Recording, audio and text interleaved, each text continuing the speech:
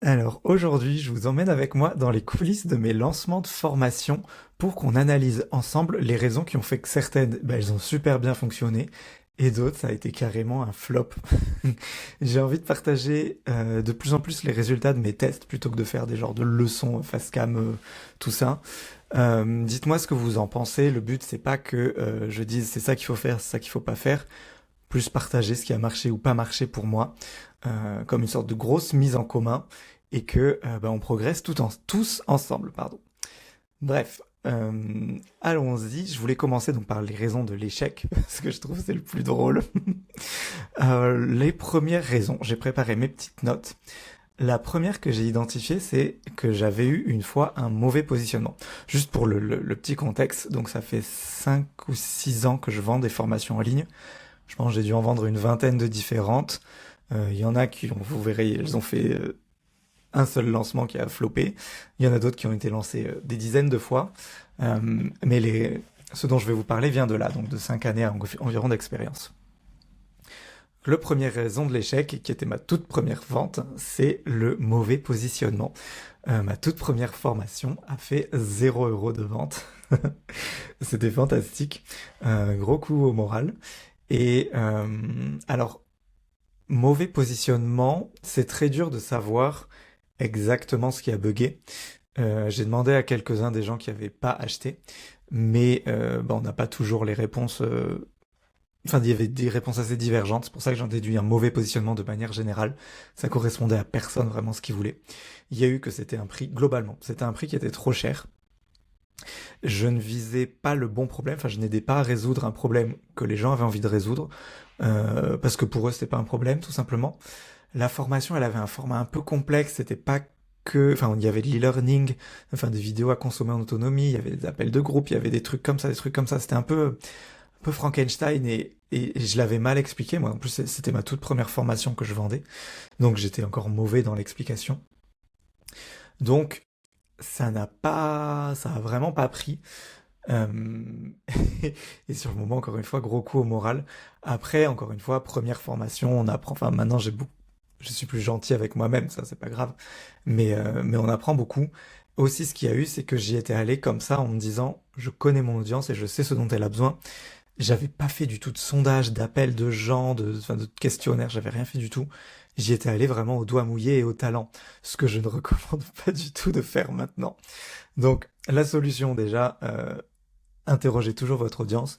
Maintenant, ce que j'ai compris, c'est que mon idée sur ce que mon audience veut ne sera jamais bonne. Je peux avoir un ordre d'idée, c'est-à-dire me dire, ça va être un truc vers là, vers ce sujet, mais à chaque fois, les formations qui ont marché ne correspondaient pas, n'étaient pas exactement ce que j'avais imaginé.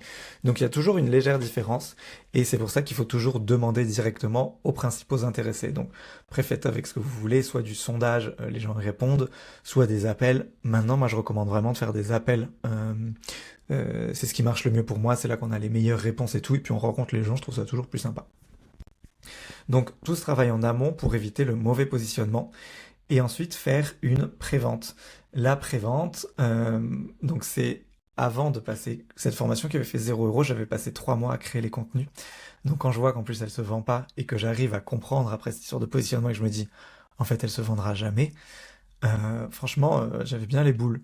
Donc c'est pour ça que la prévente est très utile. L'idée, bon, c'est pas nouveau du tout, mais à l'époque pour moi ça l'était, c'est de dire aux gens, à vos abonnés, enfin à vos gens qui vous suivent, je voudrais créer tel programme, ça va être ça pas le menu, le plan, en gros on va faire ça, ça et ça. Il va y avoir des vidéos comme ça, des trucs, des appels, enfin vous faites votre petit pitch, qui est intéressé, qui ne l'est pas. Ceux qui sont intéressés, ils achètent, et vous vous dites par exemple je veux qu'il y ait au moins 3 ventes, ou 5 ventes, ou 10 ventes, ça vous de faire votre petite tambouille. Et s'il y a assez, c'est validé, vous construisez votre programme. S'il n'y a pas assez, vous remboursez les gens qui ont acheté, mais au moins vous savez que c'était pas une bonne idée de faire ce truc-là, et vous ne perdez pas du temps pour rien. Ensuite, donc si, ça c'était la première erreur, donc le mauvais positionnement. Deuxième erreur que j'ai faite souvent, c'était au niveau de la prévente, parce que j'ai compris cette histoire de positionnement. Check, j'ai fait mes sondages. Check, j'ai fait des appels. Check, j'ai fait une prévente. Check, mais j'ai fait des mauvaises préventes. Mauvaises dans le sens où euh, on me recommandait en ligne de faire une offre spéciale pour les gens qui achetaient en prévente parce que euh, bah, des fois euh, la formation elle va être délivrée, vous, faut le temps que vous construisiez les contenus, donc peut-être ça va arriver au compte-goutte, où il va y avoir des petits délais ou des trucs à modifier, ou souvent, moi les gens qui achètent en prévente, je leur demande beaucoup de retours et je les mets un peu à contribution aussi, et en échange il y a une remise. Parce que bah, ils prennent le risque d'être les premiers, on sait pas ce que ça va donner, enfin voilà. Donc, enfin bref, toujours une petite offre pour les gens qui achètent en prévente. Le problème, c'est que j'avais fait sur une de mes formations une offre qui était trop différente de l'offre qu'il y a eu après. C'était donc pour mon offre pour la formation, j'ai perdu mes mots, une formation pour apprendre à créer un blog et gagner et en vivre. Et alors je me souviens plus des détails exacts, mais il y avait donc le contenu de la formation, les vidéos, ce qu'on a assez classique. Je crois qu'il y avait des coachings de groupe qui étaient inclus. Et j'avais mis pour les offres, les gens de la prévente, donc déjà il y avait un méga rabais sur le prix de vente. Il me semble que je comptais vendre à peu près je saurais plus dire. J'avais mis, en tout cas ce qui est sûr, c'est que j'avais mis dans cette offre de prévente, j'avais inclus 12 sessions de coaching individuel avec moi, une par mois, du coaching one-one, pour en gros faire un accompagnement de 1 an. Et ça, ces 12 sessions de coaching, je les enlevais, elles n'y étaient pas dans l'offre classique qu'il y a eu après hors prévente. Pourquoi je les avais mis dans la prévente? Parce que je me suis dit, ça va être un super moyen, moi en plus, d'avoir des retours sur ce que les gens pensent de la formation pour pouvoir l'améliorer et la rendre vraiment tip top. Et en plus, c'est super cool d'avoir des coachings. Donc, les gens vont sauter sur l'occasion et tout ça. C'est ce qui s'est passé, j'avais fait une super prévente, sauf qu'en fait je me suis rendu compte après coup que les gens ne l'avaient acheté que parce qu'il y avait ces coachings-là qui étaient vendus en final vraiment pas cher par rapport au prix d'un coaching, plus d'une formation, plus de tous les trucs, quoi. C'était vraiment hyper rentable pour eux, et tant mieux pour eux, hein. C'est moi qui ai fait l'erreur dans mes calculs. Mais l'offre a été vraiment différente, et surtout les gens qui achetaient pour ces sessions de coaching-là, des sessions de coaching qui n'allaient pas être présentes dans l'offre normale, l'offre grand public d'après. Donc ça a validé, moi je me suis dit cool, ma prévente est validée, ma formation est validée, et après quand j'ai fait plusieurs lancements de cette formation, bah, les chiffres étaient beaucoup moins bons. Alors il y avait toujours quelques ventes, mais c'était pas du tout à la hauteur de mes espérances, pardon, et à la hauteur de ce que ma prévente m'avait fait sentir. Pour moi, ça y est, j'avais un truc best-seller, c'était fantastique, j'étais le roi du pétrole. Pas du tout, ça s'est pas passé comme ça. Et ça, je l'explique vraiment par le fait que ma prévente était complètement différente. Enfin, pas différente parce que le contenu que je vendais après y était, mais l'offre, le package de la prévente était beaucoup trop différent en fait de ce truc. Donc la prévente n'a pas vraiment validé l'offre. Donc ça, faut faire attention à ça. Maintenant, j'essaye de toujours faire une remise, mais que ce soit une remise quoi, de 20% max, 30 par là, 20 à 30%, et selon les chiffres pour que ça tombe rond et tout. Donc c'est entre 20 et 30%. Et surtout, je fais pas des ajouts de coaching ou de trucs qui rendraient l'offre finalement trop différente. J'essaye de faire juste une différence sur le prix, euh, sans que ce soit un prix trop différent non plus, parce que si c'est une offre que je veux vendre 1 000 € et que je la teste là à 200 €, oui, moins 80%, c'est sûr, c'est cool, mais finalement, ça teste pas vraiment l'offre à 1 000 €, tandis que si je la mets à 800 au lieu de 1000, on est globalement sur des tarifs assez similaires, et là, ça valide plus l'offre. Ensuite, autre petite bêtise que j'ai faite, je reprends ma liste, c'est, j'ai remarqué que pour moi, il y a des moments où il faut pas que je fasse de lancement. Donc j'avais surtout 2 formations moi qui ont très bien tourné quand je faisais le blog sur les HPI. Donc, c'était une formation sur les HPI et une formation sur l'hypersensibilité. Ça a été 2 gros best-sellers. J'ai eu 2 autres best-sellers qui étaient des tests de détection HPI et hypersensibilité. Mais ces tests-là, je les ai fait plus à la fin de ma carrière sur ce site-là. C'était vraiment les formations qui m'ont suivi tout le long, là, les 2 premières dont j'ai parlé. Et je les ai lancées, franchement, chacune des dizaines et des dizaines de fois. Ce que j'ai remarqué, c'est que déjà, les lancements pendant les périodes scolaires françaises, vu que mon audience est francophone et la plupart des gens sont français, enfin basés en France, je veux dire. Donc jamais de lancement pendant les périodes des vacances scolaires. Donc ça, vous trouverez les dates sur les sites du gouvernement. Ça marche jamais. Pareil pour le mois de mai, qui tombe souvent en plus pendant des vacances scolaires de Pâques. Euh, mais le mois de mai, c'est toujours une catastrophe avec tous les jours fériés, les gens font le pont et tout ça. Là, j'ai toujours fait des chiffres mauvais ces périodes-là. Donc, je visais les mois hors de ces périodes. Donc, c'est généralement janvier. Ça dépend des années après, mais généralement mars aussi. Juin, je faisais des bons chiffres. Des fois, juillet, si c'est tout début juillet, mais on est vite dans les vacances d'été, donc mauvais. Et après, septembre, ça dépend quelle date tombe la rentrée. Faut laisser au moins une semaine après la rentrée. Parce que si on fait la semaine de la rentrée, les gens ils ont autre chose à faire que de gérer enfin de suivre un lancement de polo. Après octobre, ça va. Novembre, ça dépend quand tombent les vacances de la Toussaint. Et début décembre, ça va, sans être incroyable, mais globalement, ça va. Je pense que c'est parce que mes formations étaient vendues pas très cher. Enfin, on était sur en moyenne 100 euros selon les périodes. Et ça rentrait pas un peu en concurrence avec les cadeaux de Noël, mais on n'était pas sur des formations haut de gamme au niveau du tarif. Donc ça allait. Je pense que si je vendais un truc très cher, je le vendrais pas en décembre par contre. Donc il y avait ces mois-là qui étaient et qui sont toujours très bien pour moi. D'ailleurs, je parle au passé, mais c'est toujours des mois qui marchent, quoi. En gros, hors des vacances. Et après, à l'intérieur même du mois, j'ai remarqué que mes lancements qui fonctionnaient le mieux, c'était ceux qui étaient en début de mois, mais pas la première semaine du mois. C'est-à-dire si le mois, par exemple, il commence le 1, par exemple le 1er janvier, je fais mon lancement à partir du 7, quoi, à partir de la deuxième semaine. Pourquoi? Parce que comme ça, tout le monde a eu le temps de recevoir son salaire. J'ai déjà fait des lancements qui se terminaient, par exemple, la deadline pour acheter, c'était autour du 3 ou du 4. Mais en fait, il y a des gens qui ne sont payés que le 5, par exemple. Et en fait, ces gens-là, ils me disaient, Paul, j'ai besoin d'une rallonge de quelques jours pour avoir le temps de recevoir mon salaire pour pouvoir acheter. Du coup, j'ai eu ces problèmes-là. Et pourquoi la deuxième semaine et après? Parce que comme ça, ils ont eu le temps de recevoir leur salaire, mais ils n'ont pas eu le temps de le dépenser entièrement. Si jamais, j'ai testé quelques fois des lancements en fin de mois, ou du moins dans la deuxième moitié, et plus on s'approche de la fin, plus les gens ils disent bah je suis en fin de mois, Paul, c'est galère. Et pas de critique, moi aussi mes fins de mois elles sont galères. Enfin, je suis comme tout le monde. Mais enfin, je surveille plus quoi. Les premiers jours, on vient d'être payé, on a l'impression d'être riche, on dépense dans tout.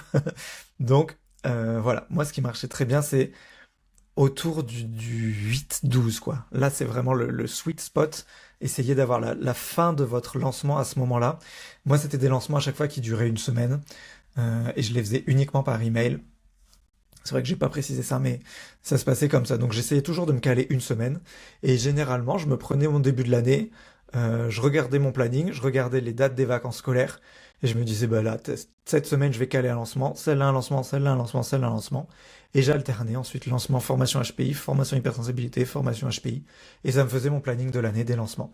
Et je les calais très en avance, parce que moi, bah, c'était ma rentrée d'argent principale à l'époque.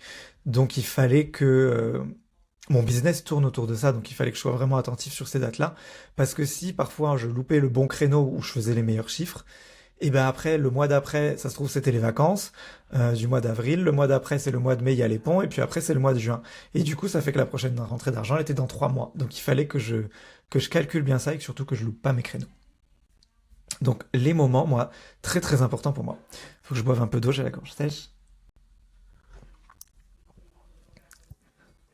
Et enfin, dernière erreur que j'ai apprise à mes dépens, elle rejoint un peu l'idée de l'offre qui est trop différente de la prévente, c'est attention aux réductions.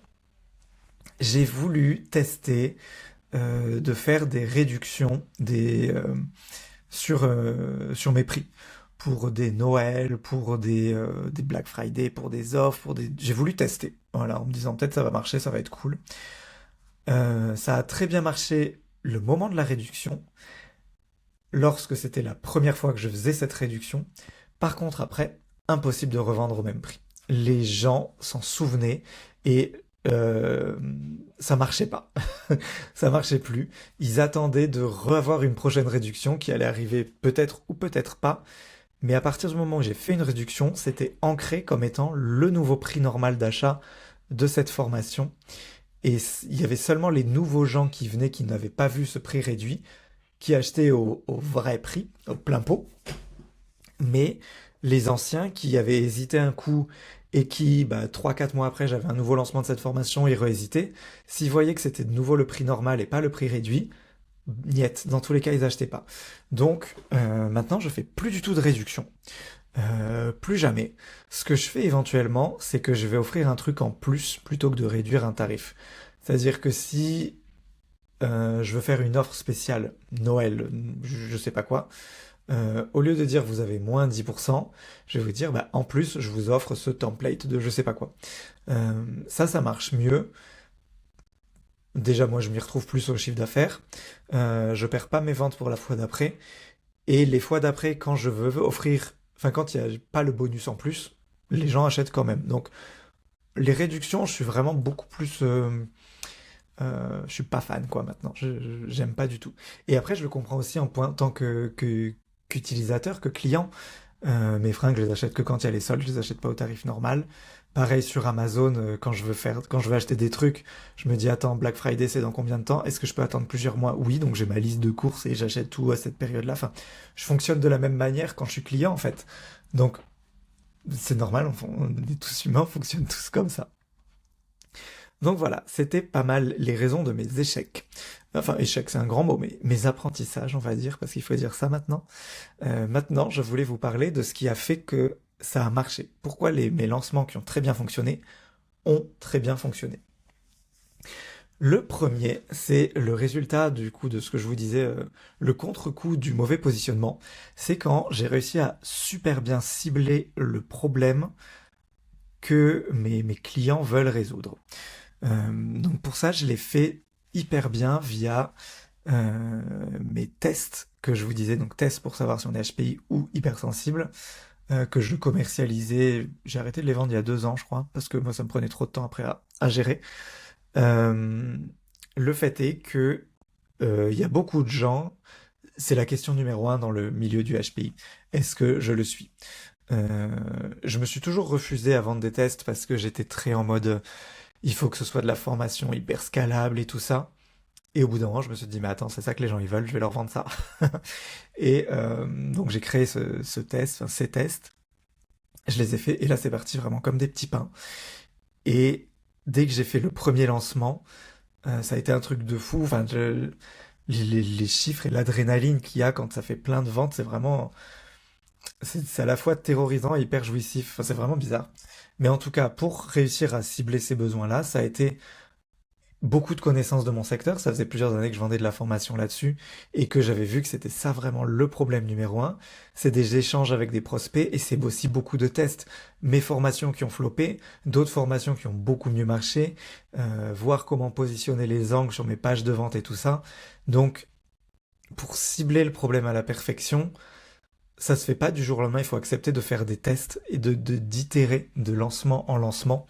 Et, euh, et c'est ça pour moi qui a marché. Donc vraiment hyper bien ciblé et pas hésiter à légèrement pivoter sur la manière dont on le vend. Ce que je voulais dire dans le point juste après, c'était montrer au client qu'on sait résoudre son problème. Ça, c'est ce que j'avais mal fait quelque chose. Donc au tout début, je vous disais, j'ai ma formation qui a fait 0 € de vente. C'était ma toute première formation. 6 mois après, je retente le coup, cette fois en faisant une genre de pré-vente. J'étais pas encore 100% au point sur le système de la pré-vente, mais on commence à s'en rapprocher. Et j'ai fait une formation qui, je sais plus comment elle s'appelait, mais en gros, c'est une formation pour les personnes HPI. Ça s'est vendu, je la vendais, je crois, 50 € plus ou moins. J'ai dû faire 800 € de vente. Ce qui pour moi à l'époque était incroyable. Et sauf que en fait on vit pas du tout avec ça. Mais sur le moment j'étais oh, ça y est j'ai compris, j'ai plié le game. Et en fait les gens qui l'achetaient étaient ravis et je me suis rendu compte qu'il y a des gens qui ne l'avaient pas acheté parce qu'ils n'avaient pas compris que cette formation allait les aider à résoudre le problème qu'elle aidait à résoudre. Et c'est là que je me suis dit, ok, j'ai été mauvais dans mon copywriting, dans l'explication, je connaissais pas le mot copywriting non plus à l'époque, mais j'étais mauvais dans l'explication de j'ai compris votre problème et ma formation va vous aider à résoudre. Et ça s'est fait parce que j'ai fait un lancement où on m'a dit qu'en fait, enfin j'ai eu des retours, on est dans ce test and learn, vous voyez. Et donc j'ai fait un deuxième lancement. Le premier, j'avais dû le faire vers octobre-novembre. Ensuite, pendant l'hiver, je me suis formé au copywriting pendant 2 mois et j'ai fait un second lancement, ça devait être vers février de l'année d'après, donc il y a eu quoi, 2-3 mois.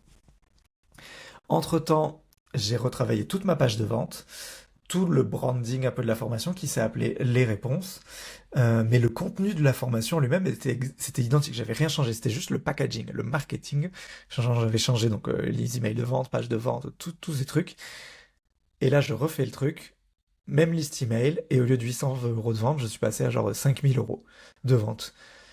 Et là je me suis dit, ok, en fait j'ai réussi à beaucoup mieux cibler le problème, enfin pas cibler le problème parce que le problème était déjà ciblé en fait, il était déjà bien ciblé. C'est juste que j'avais mal expliqué à mon prospect que je savais ce qu'il avait, enfin pas que je comprenais son problème et que mon programme allait l'aider. Si vous voulez, faut faire gaffe quand vous avez travaillé sur votre formation ou votre accompagnement ou peu importe la forme qu'il a, mais sur votre truc, vous avez le nez dans le guidon, vous êtes à fond, vous savez de quoi ça parle. Quelqu'un qui ne vous connaît pas ou qui vous connaît vite fait, qui lit votre page de vente, déjà, il va survoler votre page de vente et il n'a pas forcément conscience du niveau de détail de ce qu'il y a à l'intérieur de votre programme. Enfin, il n'a pas ce même niveau de conscience que vous. Et vous devez faire en sorte vraiment de lui montrer ça. Donc, lui expliquer vraiment bien comment ça marche et tout. Et ça, moi, j'ai réussi à le faire là, avec ce moment-là. Et après, petit à petit, on peut encore de mieux en mieux le faire. De chaque itération, vous pouvez le faire de plus en plus, vous pouvez ajouter des témoignages de gens qui ont suivi le programme, vous pouvez faire plein de choses, montrer le nombre d'élèves qui l'ont suivi, enfin ça c'est plein d'autres techniques qu'on peut utiliser pour montrer aux gens que ça va vraiment résoudre leurs problèmes.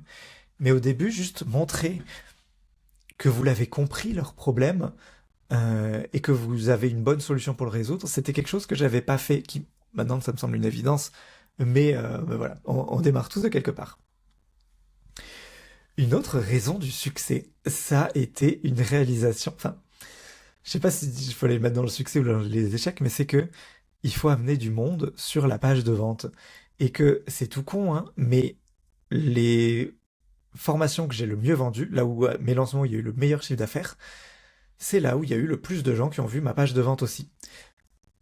Alors, si je prends le chiffre d'affaires par personne, enfin, évidemment que si je vends 5 formations à 50 € et qu'il m'a fallu 200 personnes, si l'autre il y a 10 personnes mais il y a une personne qui achète un truc à 1 000 €, enfin c'est en proportion. Mais plus les gens vont voir votre page de vente, plus ça va vendre. Et si personne ne voit que vous avez une super offre, personne ne va acheter votre super offre. Et ça, moi je l'ai réalisé aussi avec en faisant un peu de rétro, pas rétro-pédaling, là, rétro-engineering, je sais plus comment ça s'appelle, en me disant, ok, je veux tant de chiffre d'affaires avec ce lancement. Enfin, au début, je me disais, ok, je vais faire des milliers d'euros avec ce lancement. Puis après, je me disais, ok, je veux tel objectif. Ça fait qu'il faut que je fasse tant de ventes. Si je veux faire tant de ventes, pour le moment, je vois qu'il y a environ 20% des gens qui voient cette page de vente qui achètent. Ça veut dire que si je veux faire 10 ventes, il faut que j'ai 50 personnes qui arrivent sur cette page de vente. Si j'ai 50 personnes qui arrivent sur cette page de vente, mes emails, il y a un taux de clic, mettons, de 5%. Ça fait qu'il faut qu'il y ait... Je me suis un peu perdu dans les calculs, mais il faut qu'il y ait peut-être 1000 personnes qui lisent l'email. Ça se trouve, là, je suis perdu dans les calculs, ils sont faux. Mais... Et en fait, en remontant le truc comme ça, je me suis dit, ton objectif, Paul, il n'est pas réaliste.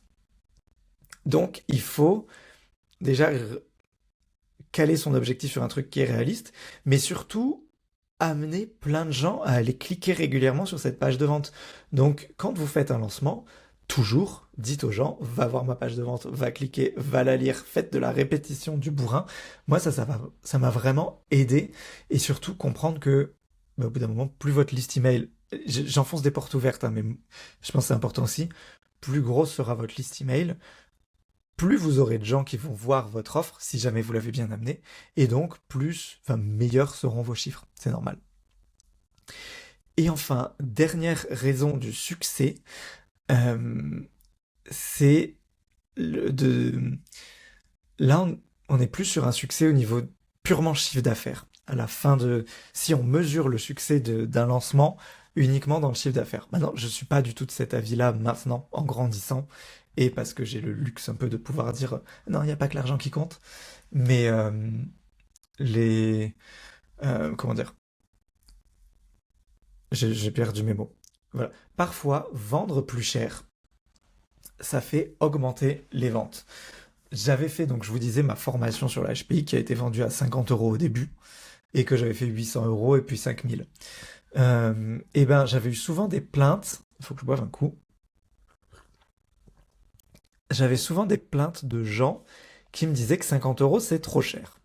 Que je n'aurais pas forcément dû écouter avec le recul, mais à l'époque, j'étais gentil et du coup j'avais prévu préparer enfin donner faire trois fois, genre trois fois 17 euros, je sais plus combien.